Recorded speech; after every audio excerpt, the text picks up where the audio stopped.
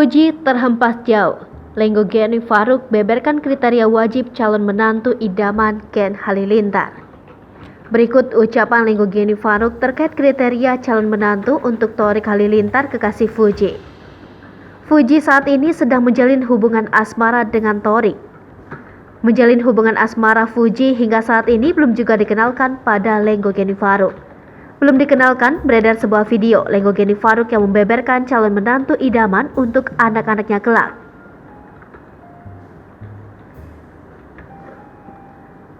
Pertama, dia mesti establish, terang Lenggo Geni Faruk. Selanjutnya, ia pun meminta calon menantu anak-anaknya kelak itu penampilan baik dan memiliki track record yang baik. Kedua, good performance. Yang tak kalah penting, Lenggo Geni Faruk inginkan calon menantu yang soleh dan soleha. Beredar video Lenggo Geni Faruk yang membeberkan kriteria calon menantu membuat netizen bereaksi. Banyak dari mereka mengatakan jika Fuji tak sesuai dengan kriteria calon menantu idaman keluarga Gen Halilintar.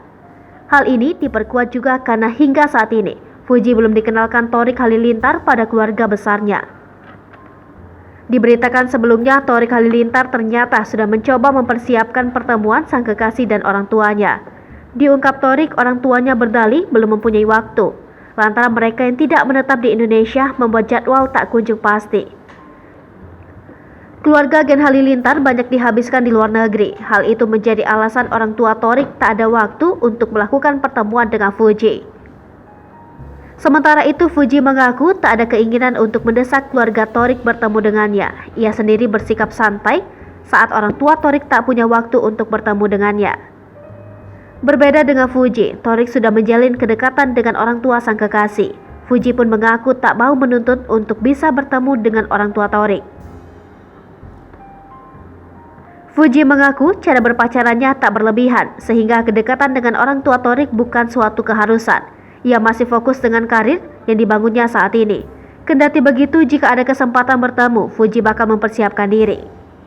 Hai pemirsa Sri Popo TV, jangan lupa komen, like, dan subscribe, serta tonton terus berita-berita terupdate lainnya ya.